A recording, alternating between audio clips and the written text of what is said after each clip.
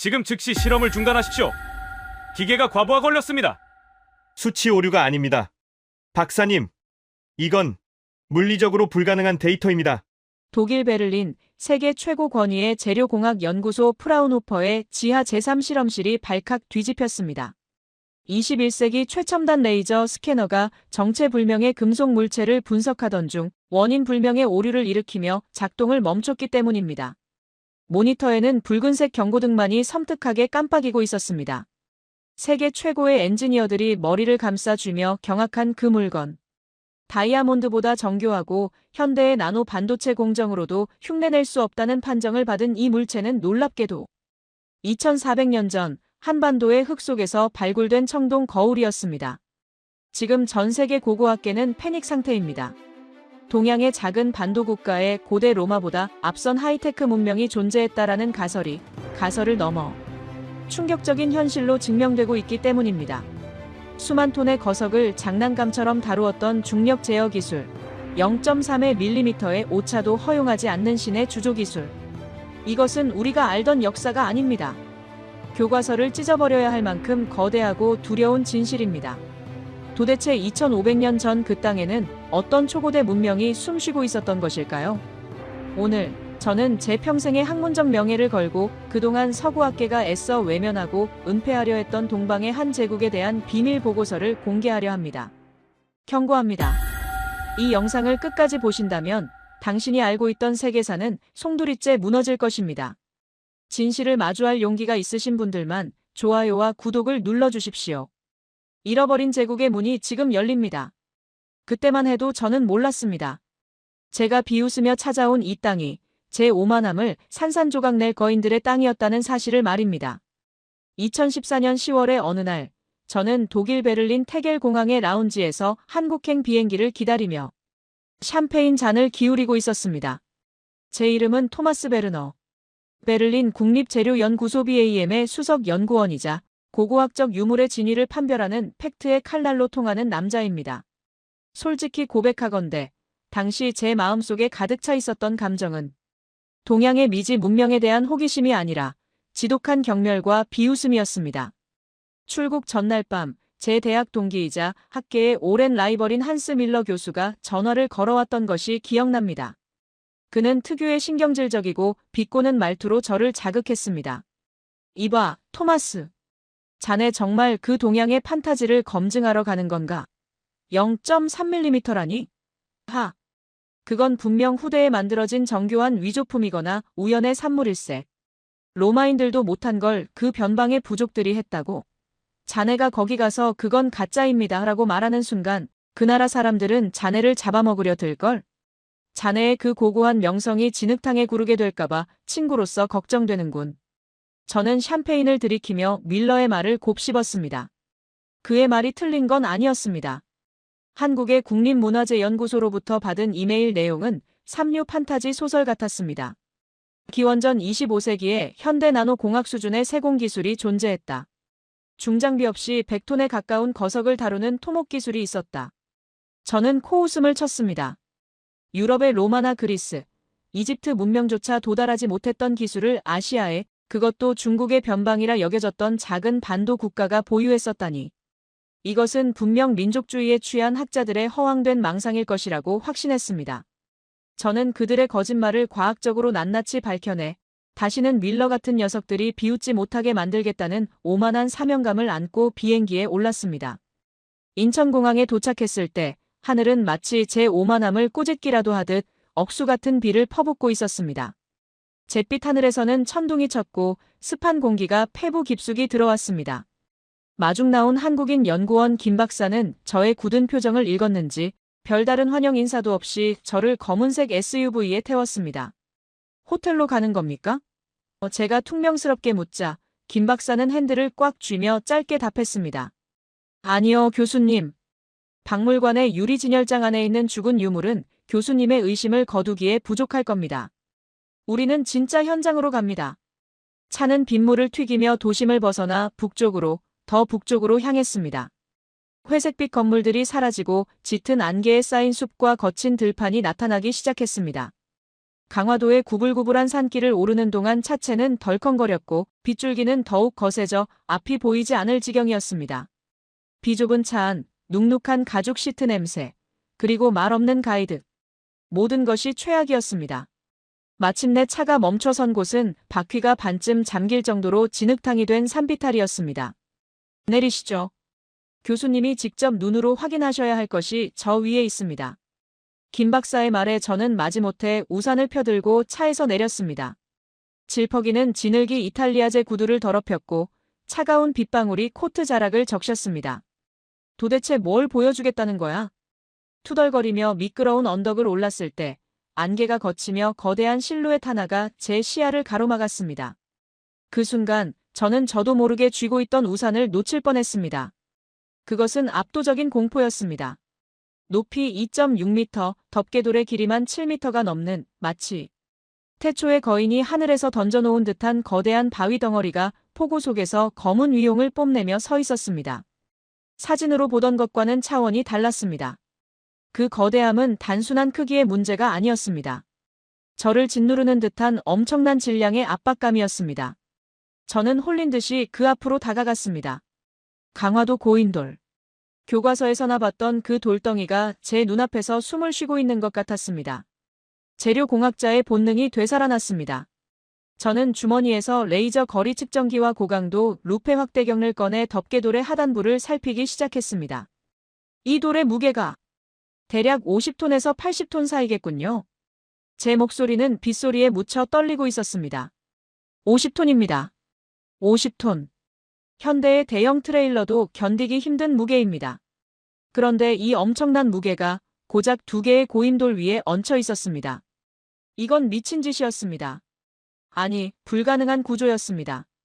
만약 집안이 조금이라도 약하다면 혹은 고임돌의 수평이 1도라도 어긋난다면 중력 가속도에 의해 이 구조물은 순식간에 붕괴되어야 마땅했습니다. 하지만 이 돌은 수천 년의 비바람과 지진, 그리고 지금 쏟아지는 이 폭우 속에서도 미동조차 하지 않고 있었습니다. 저는 진흙바닥에 무릎을 꿇는 것도 잊은 채 고임돌의 밑동을 파헤치듯 들여다보았습니다. 그리고 그곳에서 저는 제 학문적 상식을 산산조각 내는 흔적을 발견했습니다. 이건 단순한 구덩이가 아니야. 판축기법이잖아. 그렇습니다. 그들은 맨 땅에 돌을 박은 것이 아니었습니다. 50톤의 하중을 분산시키기 위해 땅을 깊이 파고 흙과 자갈 그리고 점토를 층층이 다져 넣은 뒤 불에 구워 단단하게 만드는 고도의 기초 공사를 선행했던 것입니다. 더욱 충격적인 것은 고임돌과 덮개돌이 맞닿는 접합부였습니다. 거친 자연석을 그대로 얹은 줄 알았지만 루페로 들여다본 그 틈새에는 인위적으로 깎아 만든 마찰홈이 존재했습니다. 그리고 그 틈을 메우기 위해 쐐기돌을 정교하게 박아 넣어 무게 중심을 완벽하게 제어하고 있었습니다. 이것은 현대 토목공학에서나 볼 법한 하중 분산 설계였습니다. 아! 저도 모르게 탄식이 터져나왔습니다. 빗물이 안경을 타고 흘러내려 시야를 가렸지만 저는 닦을 생각조차 하지 못했습니다. 크레인도 유압잭도 컴퓨터 시뮬레이션도 없던 기원전 10세기 이전에 도대체 누가 이런 미친 짓을 감행했단 말입니까? 50톤의 바위를 채석장에서 떼어내는 것부터가 불가능에 가까운 도전입니다. 그것을 산비탈로 끌어올리기 위해 최소 500명 이상의 장정들이 동시에 밧줄을 당겨야 했을 것입니다. 그들의 호흡을 맞추고 식량을 조달하고 굴림대의 마찰 계수까지 계산해내는 현장 지휘관이 없었다면 이 돌은 산 중턱에서 굴러떨어져 수많은 사람을 깔아뭉개버렸을 것입니다. 즉, 이 돌 하나가 증명하는 것은 단순한 힘이 아니라 수천 명의 인력을 일사불란하게 움직일 수 있었던 강력한 국가 시스템과 행정력이었습니다. 이것은 원시 부족의 무덤이 아니었습니다. 이것은 제국의 기념비였습니다. 저는 속으로 밀러에게 소리쳤습니다. 이봐, 밀러. 내가 틀렸어. 그리고 내가 틀렸어. 이건 판타지가 아니야. 내가 로마의 대리석 조각상에 감탄하고 있을 때 이들은 거친 자연석을 이용해 중력을 거스르고 있었어. 우리가 무지했던 거야. 빗줄기는 점점 더 굵어졌지만 저는 자리에서 일어날 수 없었습니다. 비에 젖은 제 코트는 무거웠지만 제 머릿속은 뜨겁게 달아오르고 있었습니다. 제가 그동안 서양 중심의 사고방식으로 재단해왔던 문명의 기준이 얼마나 협소했는지를 뼈저리게 느끼고 있었기 때문입니다. 마치 저를 내려다보며 이제야 내 진가를 알아보겠느냐라고 꼬집는 듯한 그 거대한 침묵 앞에서 저는 처음으로 고개를 숙였습니다. 그때 뒤에서 우산을 받쳐들고 있던 김 박사가 조용히 입을 열었습니다. 교수님, 놀라시기엔 아직 이릅니다. 이 고인돌은 그저 껍데기일 뿐이니까요. 이 거대한 돌이 비바람을 맞으며 수천 년간 지키고 싶어 했던 진짜 보물, 교수님이 그토록 부정하셨던 그 0.3mm의 기적을 보러 가시죠. 이제부터가 진짜 싸움이 될 겁니다. 김 박사의 눈빛은 확신에 차 있었습니다. 저는 젖은 안경을 벗어 주머니에 넣으며 눈앞에 우뚝 솟은 고인돌을 다시 한번 올려다보았습니다. 그리고 인정해야만 했습니다. 이 여행은 단순히 거짓을 밝혀내는 검증의 시간이 아니라 제가 평생 믿어왔던 세계관이 붕괴되고 재구축되는 고통스러운 순례가 될 것임을 말입니다. 차가운 빗물 속에서도 제 심장은 미친 듯이 뛰기 시작했습니다. 폭우가 쏟아지던 강화도의 산비탈을 뒤로하고 우리는 서울 용산에 위치한 국립중앙박물관으로 향했습니다. 차 안에는 무거운 침묵만이 감돌았습니다. 빗물에 젖은 제 코트에서 나는 눅눅한 냄새와 히터가 돌아가며 내는 건조한 소음만이 공간을 채웠습니다. 김 박사는 더 이상 저를 설득하려 하지 않았습니다. 그저 입가에 묘한 미소를 머금은 채 앞만 보고 운전할 뿐이었습니다. 그 침묵이 저를 더 불안하게 만들었습니다. 방금 목격한 50톤의 거석이 제 뇌리에 박혀 머릿속에서 끊임없이 쿵쿵거리며 경고음을 울리고 있었기 때문입니다. 토마스, 내가 알고 있던 고대사는 틀렸을지도 몰라. 준비해. 더 큰 것이 오고 있어. 박물관에 도착했을 때는 이미 해가 저물어 어둠이 깔린 뒤였습니다. 우리는 일반 관람객이 이용하는 정문이 아닌 관계자들만 출입하는 지하 화물 전용 입구를 통해 들어갔습니다. 육중한 이중 철문이 굉음을 내며 열리고 차가운 공기가 폐부 깊숙이 들어왔습니다. 수장고로 향하는 긴 복도는 마치 병원 수술실처럼 서늘하고 멸균된 냄새가 났습니다.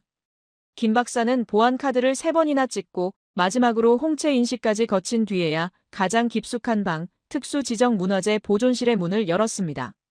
박사님, 안경을 닦으시죠. 그리고 이 면장갑을 끼십시오. 지금부터 보실 것은 21세기 인류가 가진 최첨단 기술로도 복제 불가능 판정을 받은 문자 그대로의 오파치입니다. 김 박사가 건넨 흰 장갑을 끼는 제 손은 미세하게 떨리고 있었습니다. 방 중앙, 완벽하게 조도와 습도가 조절된 특수 진열장 안에 검붉은 녹이 쓴 청동, 유물 2점이 놓여 있었습니다. 첫 번째로 제 눈길을 끈 것은 독특한 곡선을 가진 검이었습니다. 바로 비파형 동검이었습니다. 저는 유럽과 중국의 수많은 청동검을 보아왔지만 이런 형태는 난생 처음이었습니다. 중국의 동검이 직선적이고 투박하다면 이 검은 마치 악기 비파처럼 우아한 곡선을 그리며 하단부가 불룩하게 튀어나와 있었습니다. 저는 루페를 눈에 갖다 대고 검의 날을 살폈습니다. 그리고 즉시 무언가 이상함을 감지했습니다. 잠깐, 이건 주조 방식이 다릅니다. 보통 고대 청동검은 손잡이와 칼날을 한 번에 찍어내는 일체형이 상식입니다. 그게 내구성을 확보하기 쉽고 공정이 단순하니까요. 그런데 이 검은 조립식이군요. 정확히 보셨습니다. 김 박사가 고개를 끄덕였습니다. 칼날과 손잡이를 따로 만들어 결합하는 방식이죠. 박사님, 재료공학자로서 이게 무엇을 의미하는지 아시겠죠? 저는 마른 침을 삼켰습니다. 머릿속에서 톱니바퀴가 빠르게 돌아갔습니다. 칼날과 손잡이를 분리해서 만든다. 이것은 단순히 멋을 부리기 위함이 아니었습니다. 이것은 모듈화였습니다. 전쟁터에서 칼날이 부러지면 날만 갈아 끼우고 손잡이가 망가지면 손잡이만 교체할 수 있는 시스템. 이것은 현대 군수 산업에서나 볼 수 있는 부품 호환성과 표준화의 개념이 기원전 10세기 이전에 이미 적용되었다는 뜻입니다. 게다가 칼날 중앙에 척추처럼 솟아있는 등날은 찌르는 힘을 극대화하면서도 칼이 휘어지는 것을 막아주는 완벽한 역학적 구조를 갖추고 있었습니다. 이들은 대장장이가 아니었습니다. 엔지니어였습니다. 제가 중얼거렸습니다. 하지만 진짜 충격은 그 옆에 놓인 작은 원형 물건에서 기다리고 있었습니다. 그것이 바로 저를 한국으로 불러들인 문제의 유물, 다뉴세 문경, 잔줄무늬 거울이었습니다. 지름 21cm의 작은 청동 원반. 겉보기에는 그저 빗살 무늬가 새겨진 평범한 장신구 같았습니다. 저는 속으로 비웃음을 흘렸습니다. 고작 이까짓 거울 하나 때문에 여기까지 오게 했나? 하지만 김 박사는 아무 말 없이 대형 모니터와 연결된 고해상도 전자현미경의 전원을 켰습니다. 화면에 거울의 표면이 100배로 확대되어 나타나는 순간 맙소사! 저는 비명을 지르며 뒤로 물러섰습니다. 의자가 바닥에 끌리며 날카로운 소리를 냈지만 귀에 들어오지도 않았습니다. 모니터 속 세상은 미친 광기의 집합체였습니다. 그 좁은 원판 안에 육안으로는 보이지도 않던 미세한 선들이 거대한 우주처럼 펼쳐져 있었습니다. 선 하나의 굵기는 머리카락 굵기의 3분의 1 수준인 0.3mm. 선과 선 사이의 간격 또한 0.3mm로 일정했습니다.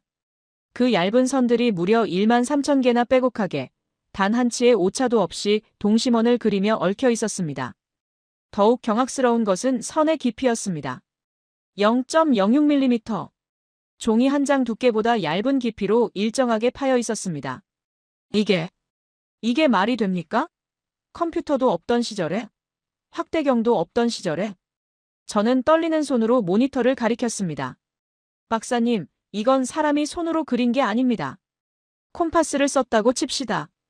하지만 13,000번을 돌리는 동안 중심축이 단 한 번도 흔들리지 않았다고요. 진흙 거푸집에 이 얇은 선을 새기다가 한 번이라도 손이 미끄러지면 전체를 망치는데 수정도 불가능한 공정을 성공시켰다고요. 이건 확률적으로 불가능합니다.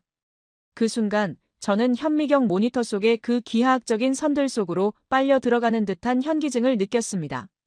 그리고 제 눈앞에 믿을 수 없는 환영이 펼쳐지기 시작했습니다. 시공간이 뒤틀리며 저는 2400년 전 고조선의 어느 뜨거운 대장간 한가운데 서 있었습니다. 숨이 막힐 듯한 열기, 숯이 타오르는 냄새. 그 한가운데에 이름 모를 장인 한 명이 앉아 있습니다. 그는 상의를 탈의한 채 가부좌를 틀고 앉아 있습니다.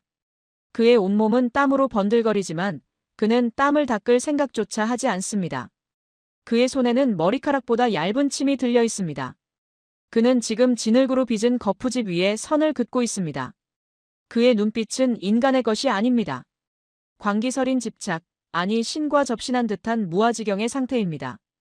그는 호흡을 멈춥니다. 심장이 뛰는 미세한 진동조차 손끝에 오차를 만들 수 있기 때문입니다. 그는 자신의 생명을 깎아 거푸집에 불어넣고 있습니다. 한 줄, 또 한 줄. 13,000번의 빗질. 한 번이라도 실수가 용납되지 않는 극한의 수행. 옆에서 제자가 물을 건네려 하지만 그는 눈짓으로 거절합니다. 이 작업이 끝날 때까지 그는 먹지도 마시지도 자지도 않을 기세입니다. 이윽고 끓는 쇳물이 준비됩니다. 이것은 가장 위험한 순간입니다. 구리와 주석의 합금. 주석 함량이 높을수록 빛은 잘 반사하지만 금속은 유리처럼 깨지기 쉬워집니다. 쇳물이 식는 속도, 거푸집의 온도, 붓는 각도. 이 모든 변수가 완벽하게 맞아떨어져야만 쇳물은 0.3mm의 미세한 틈새로 파고들 수 있습니다. 치익! 하얀 증기와 함께 쇳물이 주입됩니다. 장인은 기도를 올리듯 눈을 감습니다. 이것은 과학이자 신과의 도박입니다. 잠시 후 거푸집이 깨지고 은백색의 빛이 쏟아져 나옵니다. 성공입니다. 기포 하나 없는 완벽한 표면. 장인은 그제야 참았던 숨을 몰아쉬며 바닥에 쓰러집니다. 헉! 저는 거친 숨을 몰아쉬며 현실로 돌아왔습니다. 등줄기는 식은땀으로 젖어 있었습니다. 제가 보고 있는 이 차가운 금속 원반은 2400년 전. 그 이름 모를 장인이 목숨을 걸고 남긴 영혼의 결정체였습니다. 김 박사는 멍하니 서 있는 저에게 다가와 차분하게 설명했습니다. 30년 전 한국 최고의 주물장인들과 공학자들이 모여 이 거울을 현대기술로 복원하는 프로젝트를 진행했습니다. 결과가 어땠을 것 같습니까? 전멸이었습니다. 실패, 또 실패. 그의 설명은 제 공학적 자존심을 난도질했습니다. 현대인들은 확대 도면을 그려놓고 기계로 축소 조각하는 방식을 썼지만 0.3mm 간격의 선을 거푸집에 옮기는 과정에서 선이 뭉개지거나 무너져 내렸습니다. 가장 큰 문제는 주조였습니다. 쇳물을 붓는 과정에서 그 미세한 틈으로 쇳물이 끝까지 흘러들어가지 않아 기포가 생기고 무늬가 흐릿해졌습니다. 결국 현대 과학자들은 인정해야 했습니다. 우리는 2400년 전 그들의 기술을 따라갈 수 없다. 저는 멍하니 거울을 바라보았습니다.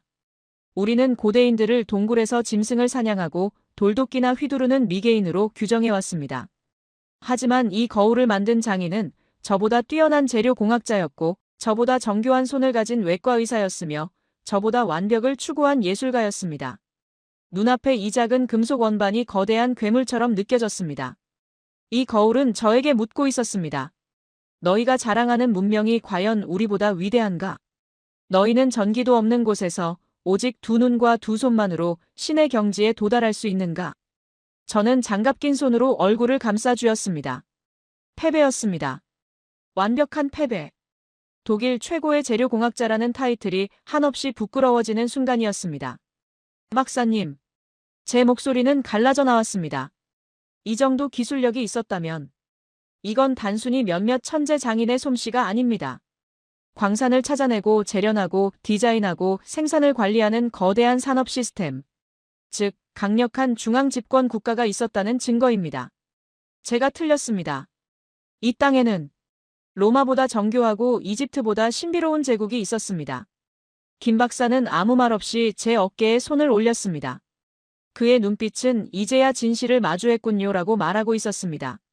하지만 이것은 끝이 아니었습니다. 교수님, 이제 충격을 좀 진정시키시죠. 이 거울을 만든 사람들이 지배했던 땅, 그 영토의 크기를 확인한다면 아마 오늘 밤잠은 다 주무신 걸 겁니다. 지도를 보러 가시죠. 박물관 수장고의 차가운 공기 속에서도 저는 식은땀을 흘리고 있었습니다. 0.3mm의 선들이 제 머릿속을 맴돌며 춤을 추고 있었습니다. 도대체 이 괴물 같은 기술을 가진 자들은 어디까지 뻗어나갔던 것일까요? 한반도라는 작은 그릇에 담기에는 너무나 거대한 그들의 흔적을 쫓아 저는 비틀거리는 걸음으로 김 박사를 따라 나섰습니다. 박물관을 나와 호텔로 돌아온 시각은 새벽 3시가 훌쩍 넘어가고 있었습니다. 몸은 물먹은 솜처럼 무거웠지만 정신은 그 어느 때보다 날카롭게 깨어 있었습니다. 창밖에는 서울의 밤비가 그치고 도시의 불빛이 아른거렸지만 제 귀에는 2400년 전의 거친 바람소리와 말발굽 소리가 환청처럼 들려오고 있었습니다. 저는 룸서비스로 시킨 식은 커피를 단숨에 들이키고 김 박사가 건네준 두툼한 자료집과 지도를 책상 위에 넓게 펼쳤습니다. 김 박사가 헤어지기 전 남긴 말이 뇌리에서 떠나지 않았기 때문입니다. 박사님, 오파츠라는 말을 아시죠? 오늘 보신 그 거울과 검은 단순한 유물이 아닙니다. 그 시대를 초월해버린 기술이자 그 기술을 가능케 했던 거대 시스템의 증거입니다. 저는 떨리는 손으로 가방에서 붉은색 플러스펜을 꺼냈습니다. 그리고 오늘 박물관에서 확인했던 비파형 동검과 고인돌이 출토된 지역들을 지도 위에 하나하나 점으로 찍어 연결해 보았습니다. 그들이 가진 0.3mm의 기술력이 이토록 엄청났다면 그들의 영향력이 미쳤던 땅의 크기 또한 결코 작지 않았을 것이라는 가설을 검증해야만 했습니다. 사각사각. 펜촉이 종이 위를 달리는 소리만이 적막한 방안을 채웠습니다. 한반도 남쪽 끝 해남에서 시작된 붉은 점들은 전라도와 경상도를 지나 충청도와 경기도를 거쳐 북쪽 평양으로 거침없이 뻗어 올라갔습니다. 그리고 압록강을 건너는 순간 제 손의 움직임은 빨라지기 시작했습니다. 설마 여기까지? 붉은 선은 현재의 국경선인 압록강과 두만강을 비웃기라도 하듯 훌쩍 뛰어넘었습니다. 그리고 중국의 요동반도를 거대한 뱀처럼 휘감아 돌더니 광활한 만주 벌판 깊숙한 곳까지 뻗어나갔습니다. 러시아의 연해주 일부 지역까지 붉은 점들이 찍히기 시작했을 때 저는 펜을 떨어뜨리고 자리에서 벌떡 일어났습니다.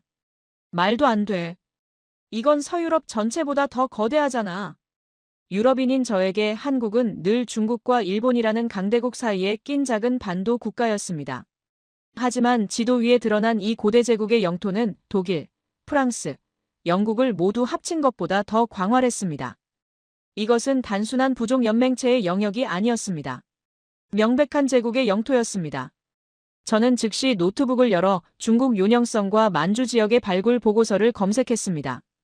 그리고 모니터 화면 가득 떠오른 사진 한 장에 숨을 멈췄습니다. 중국 요동지방의 계주 석풍산 계주 고인돌. 해발 수백 미터의 험준한 산 정상에 제가 강화도 빗속에서 보았던 것보다 더 거대하고 웅장한 탁자식 고인돌이 우뚝 솟아 있었습니다. 덮개돌의 길이만 8.6m. 무게는 수십 톤. 그 거대한 화강암 덩어리가 하늘을 떠받치듯 서 있었습니다. 생각해 보십시오. 평지에서 50톤의 돌을 옮기는 것도 기적입니다. 하물며 이 무거운 돌을 끌고 가파른 산비탈을 올라 정상까지 운반했다. 이것은 현대의 중장비로도 결코 쉽지 않은 난공사입니다. 최소 수천 명의 인력을 동원하고 그들에게 식량을 조달하며 불만을 통제할 수 있는 강력한 리더십. 산 정상에 저런 거대한 랜드마크를 세울 수 있었던 존재는 단순한 촌장이 아니었습니다. 그는 수십만의 백성을 호령하던 절대 권력자, 즉 황제였습니다. 하지만 단순히 영토만 넓었던 것이 아닙니다. 문헌 자료를 뒤지던 저는 등골이 서늘해지는 기록을 발견했습니다. 기원전 4세기 중국 전국시대의 강자였던 연나라의 기록인 위략이었습니다. 조선이 강성해져서 왕을 칭하고 연나라를 공격하려 하니 연나라 역시 장성을 쌓고 방비했다. 저는 책상을 탁 하고 내리쳤습니다. 이거였어. 중국이 그토록 자랑하는 만리장성, 그 시작이 흉노족 때문만이 아니었어. 바로 이 조선이라는 나라가 두려워서였어. 서구 역사학계에서 만리장성은 흔히 북방 유목민을 막기 위한 것으로 알려져 있습니다. 하지만 당시 지도를 놓고 보면 연나라가 쌓았던 장성의 동쪽 끝은 정확히 고조선을 겨냥하고 있습니다. 춘추전국 시대라는 양육강식의 정글 속에서 감히 중원의 강대국인 연나라를 상대로 선제 공격을 계획할 수 있었던 나라. 그리고 그 위협이 너무나 실질적이라 연나라가 막대한 국력을 소모해가며 거대한 성벽을 쌓아 막아야만 했던 나라. 고조선은 당시 동북아시아의 군사적 밸런스를 쥐고 흔들던 슈퍼파워였습니다. 그 힘의 원천은 무엇이었을까요? 단순히 싸움을 잘해서였을까요? 아닙니다. 저는 지도 위에 표시된 붉은 선들이 단순한 국경선이 아니라 거대한 경제 혈관임을 깨달았습니다.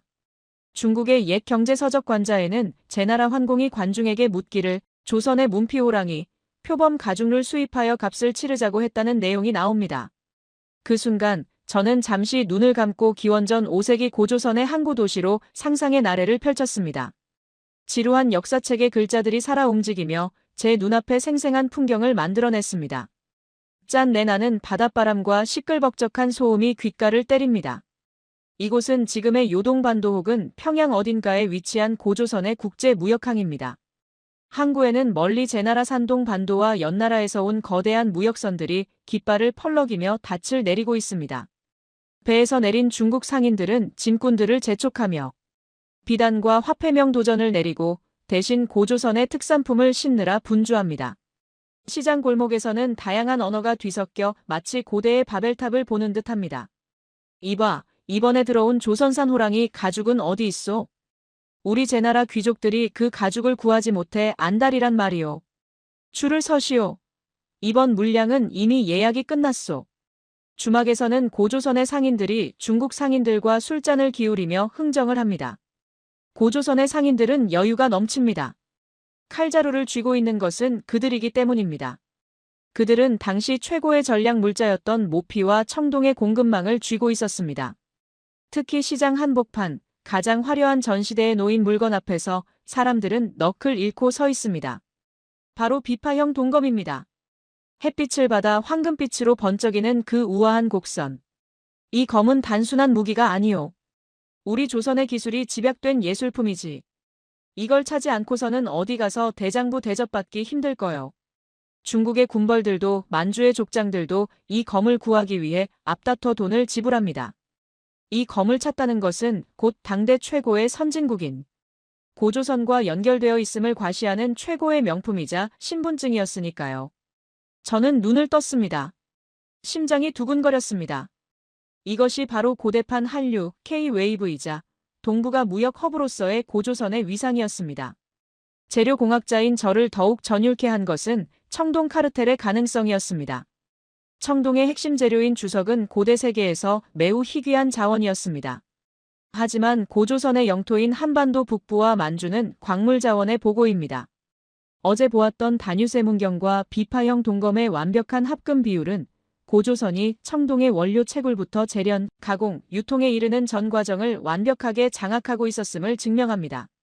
마치 현대의 산유국들이 석유를 무기로 삼듯 고조선은 고품질의 청동 무기와 도구를 주변국에 공급하거나 통제함으로써 막강한 외교적 영향력을 행사했을 것입니다.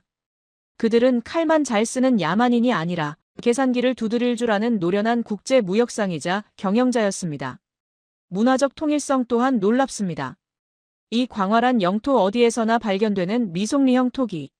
중국의 것과는 확연히 다른 손잡이가 달린 이 독특한 항아리는 압록강 너머 만주 사람들과 한강 유역의 사람들이 같은 음식을 먹고 같은 생활 양식을 공유했다는 움직일 수 없는 증거입니다. 그들은 언어와 문화 그리고 피를 나눈 거대한 운명 공동체였습니다. 새벽 4시 저는 창가에 서서 비 그친 서울의 새벽 풍경을 바라보았습니다. 멀리 한강 다리 위를 달리는 차들의 불빛이 보였습니다. 좁은 국토, 자원 하나 없는 이 나라가 어떻게 반도체와 조선업, 자동차 산업으로 세계 1위를 다투는 저력을 발휘할 수 있었는지 이제야 그 수수께끼가 풀리는 기분이었습니다. 너희는 원래 대륙을 경영하던 민족이었구나. 지금 한국인들의 혈관 속에는 2500년 전 만주의 거친 바람을 맞으며 말을 달리고 거대한 바위를 떡 주무르듯 다루며 청동 네트워크로 동북아 경제를 지배했던 그 제국의 DNA가 여전히 펄펄 끓고 있었던 것입니다. 그들은 갑자기 튀어나온 돌연변이가 아니라 수천 년을 이어온 엔지니어이자 경영자의 피를 물려받은 적통 후계자들이었습니다. 군사대국이자 경제대국 그리고 기술대국이었던 고조선.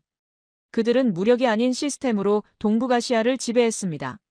하지만 이렇게 완벽해 보이는 제국에도 아킬레스건은 있었을까요? 아니, 오히려 그들은 이 거대한 부와 힘을 유지하기 위해 더 치밀한 내부 통제 시스템을 갖춰야만 했을 것입니다. 내일 제가 확인하게 될 하늘을 읽는 기술은 바로 그 내부 결속을 위한 지배층의 필사적인 노력이자 백성을 향한 따뜻한 과학이었음을 이때는 미처 짐작하지 못했습니다.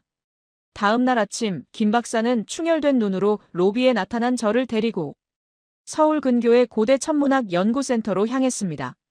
차 안에서 그는 제게 의미심장한 말을 건넸습니다. 교수님, 어젯밤 확인하신 제국의 거대한 영토와 경제력이 고조선의 하드웨어였다면 오늘 확인하실 것은 그 거구를 움직이게 했던 소프트웨어, 즉 그들의 과학과 철학입니다. 진짜 감동은 여기서부터 시작되죠. 연구센터의 문을 열고 들어서자 칠판과 성도별자리 지도가 가득한 방 한가운데에 평안남도에서 발견된 한 고인돌의 덮개돌 표면을 그대로 떠낸 거대한 탁본이 걸려 있었습니다. 교수님, 이 구멍들이 무엇으로 보이십니까? 저는 안경을 고쳐 쓰고 탁본을 자세히 들여다보았습니다. 거친 바위 표면에 크고 작은 구멍들이 불규칙하게 뚫려 있었습니다. 언뜻 보기에는 그저 오랜 세월 비바람에 깎인 풍화 흔적이거나 아이들이 돌멩이를 던져 생긴 장난 자국 같았습니다. 글쎄요. 불규칙한 자연 침식 흔적 아닙니까? 제 대답에 김 박사는 말없이 투명한 필름 한 장을 탁본 위에 겹쳐 놓았습니다. 그 순간 제 입에서는 저도 모르게 탄식이 터져 나왔습니다. 맙소사. 바위 위에 그 무질서해 보이던 구멍들은 필름 위에 그려진 현대의 별자리와 소름 끼치도록 정확하게 일치했습니다. 가장 크고 깊게 파인 구멍들은 북두칠성이었고 그 주변으로 30여 개의 별자리가 밤하늘의 은하수처럼 펼쳐져 있었습니다. 이것은 천문도군요. 단순히 밤하늘이 예뻐서 그린 그림이 아니었습니다. 별의 밝기에 따라 구멍의 크기와 깊이를 다르게 조절한 디테일은 소름이 돋을 정도였습니다. 컴퓨터 시뮬레이션 결과 이 별자리의 배치는 기원전 2500년경. 고조선 영토의 위도에서 관측된 밤하늘을 정확히 묘사하고 있었습니다. 저는 그 탁본 앞에서 눈을 감았습니다. 그러자 제 눈앞에 4500년 전의 차가운 겨울밤이 펼쳐졌습니다. 칼날 같은 만주의 바람이 휘몰아치는 칠흑 같은 밤입니다. 모든 백성이 잠든 시각, 고조선의 천문관은 홀로 높은 제단 위에 올라서 있습니다. 그는 두꺼운 가죽옷을 입었지만 살을 내는 추위는 뼛속까지 파고듭니다. 하지만 그는 꼼짝하지 않습니다. 그의 눈은 밤하늘의 별을 쫓고 그의 언소는 정과 망치를 쥐고 있습니다. 챙, 챙. 차가운 돌을 쪼는 소리가 밤 공기를 가릅니다. 손가락의 감각이 없어진 지 오래지만 그는 멈출 수 없습니다.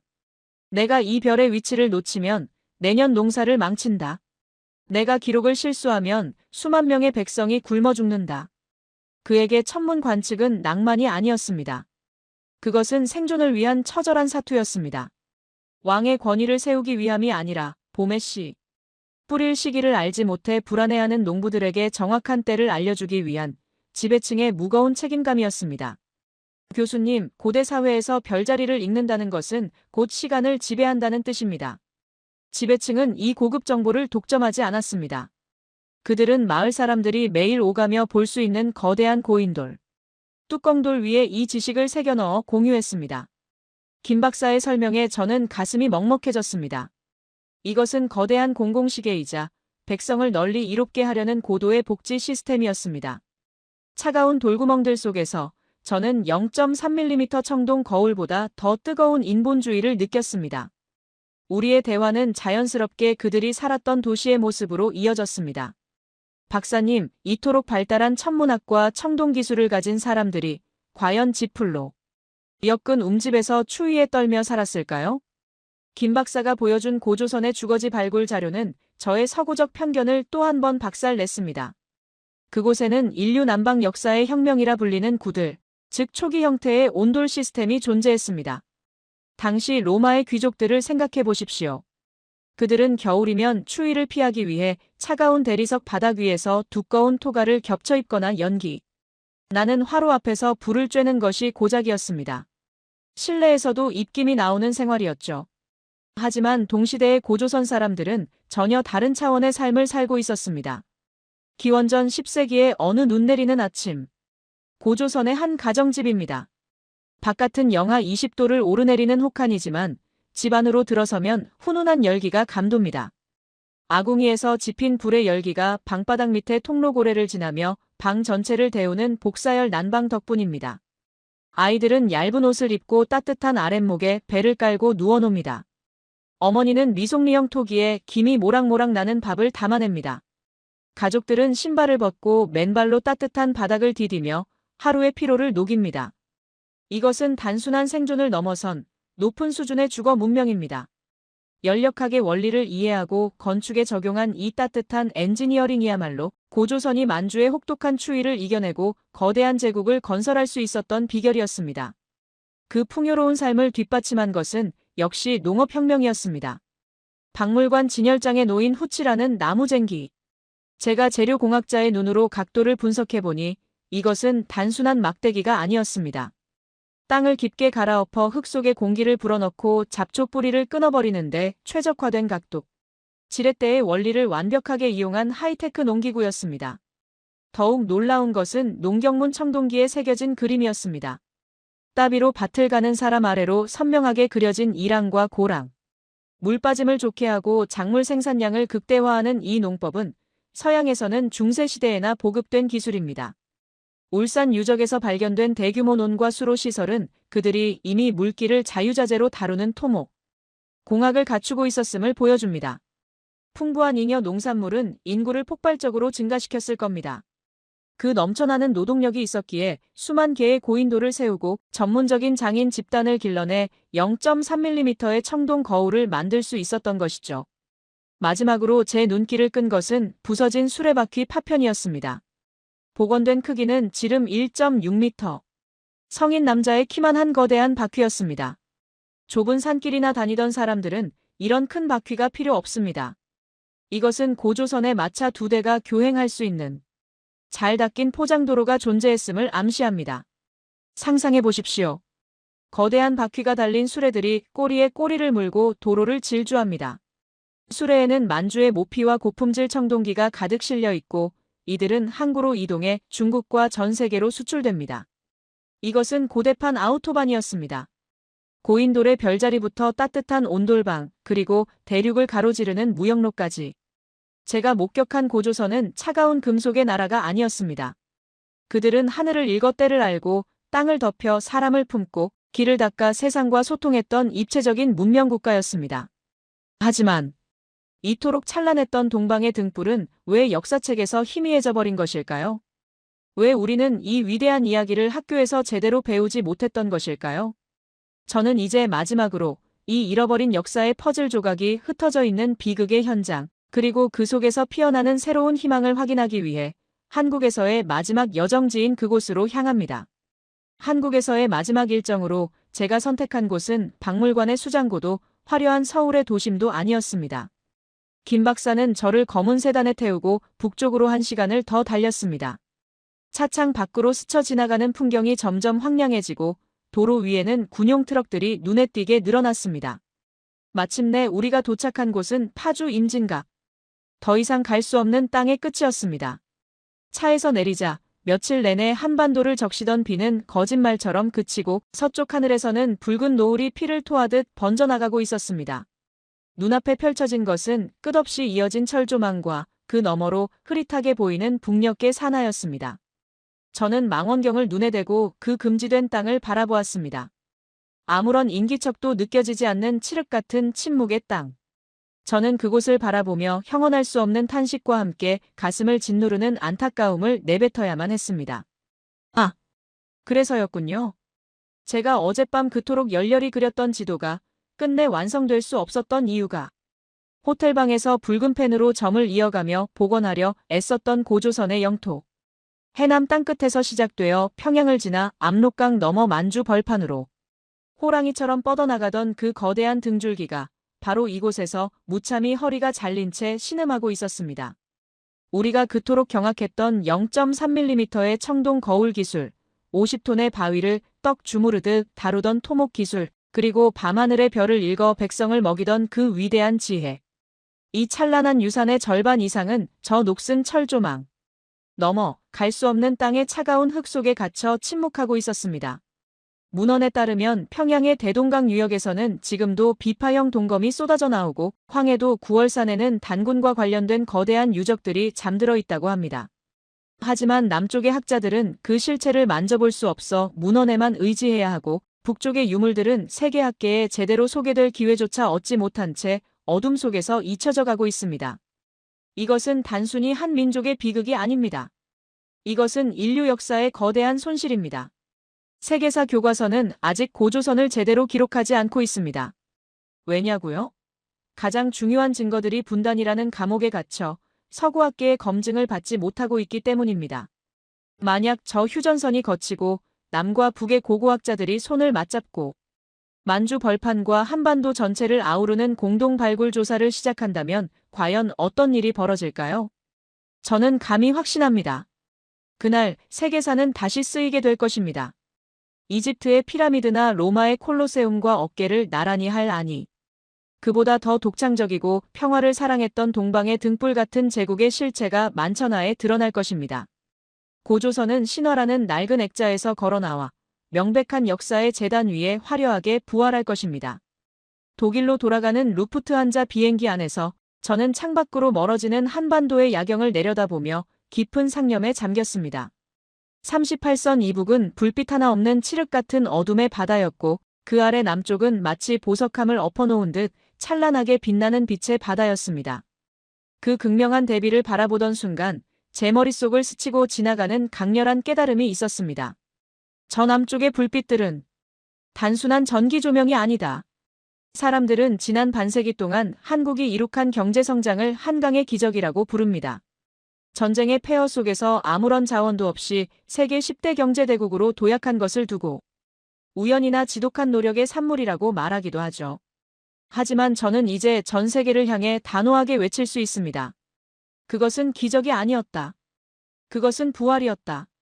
생각해 보십시오. 손톱만 한 반도체 칩 안에 나노 단위의 회로를 그려 넣으며 세계 메모리 시장을 제패한 현대 한국 엔지니어들의 그 신기에 가까운 손기술. 그것이 과연 갑자기 생겨난 것일까요? 아닙니다. 그것은 2400년 전 0.3mm 간격으로 13,000개의 선을 오차 없이 새겨 넣던 다뉴세 문경장인들의 그 집요한 완벽주의가 수천 년의 세월을 건너뛰어 여러분의 유전자 속에 고스란히 발현된 것입니다. 거친 파도를 헤치고 전 세계의 바다를 누비는 한국의 조선업과 사막 한가운데에 거대한 플랜트를 세우는 건설 역군들의 능력. 그것은 수십 톤의 바위를 끌어올려 산 정상에 고인도를 세우고 튼튼한 배를 만들어 중국과 교역했던 고대 토목 기술자들과 무역상들의 기백이 되살아난 것입니다. 전 세계인의 마음을 사로잡는 BTS와 블랙핑크, 그리고 K-드라마의 독창적인 문화의 힘. 그것은 차가운 청동검조차 아름다운 악기인 비파의 모양으로 빚어내고 돌 위에 별자리를 새기며 예술과 과학을 융합했던 그들의 풍류와 창의성이 21세기에 맞게 폭발한 것입니다. 한국인 여러분, 부디 자부심을 가지십시오. 여러분은 갑자기 부자가 된 졸부가 아닙니다. 여러분은 원래 대륙을 경영하고 최고의 기술로 세상을 이롭게 했던 제국의 적통 후계자들입니다. 잠시 역사의 질곡 속에 잊혀지고 억눌려 있었을 뿐, 그 위대한 엔지니어의 피와 경영자의 혼은 단 한 번도 끊어지지 않고 여러분의 심장 속에서 펄펄 끓고 있었습니다. 이제 저는 독일 베를린의 제 좁은 연구실로 돌아갑니다. 제 책상 위에는 아직 완성하지 못한 고조선 지도가 놓여 있겠지요. 붉은 선은 여전히 휴전선에서 멈춰 있을 것입니다. 하지만 저는 슬퍼하지 않으려 합니다. 언젠가 반드시 저 끊어진 허리가 이어지고 막힌 혈관이 뚫리는 날이 올 것임을 믿기 때문입니다. 그날이 오면 저는 만사를 제쳐두고 가장 먼저 비행기표를 끊어 다시 이곳을 찾을 것입니다. 그리고 통일된 한국의 국립박물관에서 평양에서 온 비파형 동검과 서울의 다뉴세 문경이 나란히 전시되어 완전한 제국의 모습을 보여주는 그 감격적인 순간을 제 눈으로 직접 확인하고 싶습니다. 그때야말로 제 미완성 지도의 마지막 붉은 점을 찍으며 이 긴 연구의 마침표를 찍을 수 있겠지요. 그때까지 부디 이 거대한 돌들이 빗속에서 들려준 이야기를 잊지 말아 주십시오. 역사를 잊은 민족에게 미래는 없지만 자신의 위대함을 기억하고 계승하는 민족에게는 그 어떤 한계도 그 어떤 불가능도 없을 테니까요. 오만했던 서구의 늙은 학자를 겸손하게 무릎 꿇린 위대한 나라 한국. 그리고 그 땅을 지켜온 당신들에게 깊은 존경과 경의를 표하며 저의 긴 보고서를 마칩니다. 감사합니다. 여러분, 오늘의 이야기를 들으니 가슴이 웅장해지지 않으셨습니까? 우리는 오늘 오만했던 서구의 석학이 한반도의 위대한 역사 앞에 무릎을 꿇고 끝내 경의를 표하는 과정을 함께 지켜봤습니다. 0.3mm의 오차도 허용하지 않았던 신의 기술, 50톤의 거석을 장난감처럼 다루며 대륙을 호령했던 그들의 기백. 토마스 박사의 고백처럼 우리가 그동안 잊고 지냈던 고조선은 초라한 옛날 이야기가 아니었습니다. 그것은 최초의 제국이자 가장 완벽한 문명이었습니다. 그리고 무엇보다 중요한 사실은 그 위대한 혁신의 DNA가 지금 이 영상을 보고 계신 여러분의 혈관 속에 여전히 펄펄 끓고 있다는 것입니다. 오늘날 대한민국이 보여주는 반도체의 기적, 조선업의 신화, 그리고 전 세계를 매료시킨 문화의 힘. 이것은 결코 우연이 아닙니다. 수천 년 전부터 이어져 온 제국의 본능이 다시 깨어난 결과입니다. 오늘 이야기를 통해 가슴 한구석이 뜨거워지셨다면, 그리고 우리 조상들이 남긴 이 찬란한 유산이 더 널리 알려져야 한다고 생각하신다면 좋아요를 눌러주십시오. 여러분의 좋아요 하나가 잊혀진 역사를 다시 세우는 가장 강력한 힘이 됩니다. 또한 여러분이 알고 있는 또 다른 한국의 놀라운 역사나 오늘 영상을 보고 느끼신 벅찬 감동을 댓글로 남겨주세요. 여러분의 소중한 의견이 모여 더 깊고 감동적인 이야기를 만드는 밑거름이 됩니다. 저희 채널은 앞으로도 전 세계 곳곳에 숨겨진 대한민국의 위대함을 찾아내어 여러분의 가슴을 뛰게 할 감동적인 사연으로 찾아오겠습니다. 잃어버린 역사의 퍼즐을 맞추는 이 여정을 놓치지 않으시려면 구독과 알림 설정 부탁드립니다. 역사를 기억하는 당신이 바로 이 시대의 진정한 주인공입니다. 시청해주셔서 감사합니다.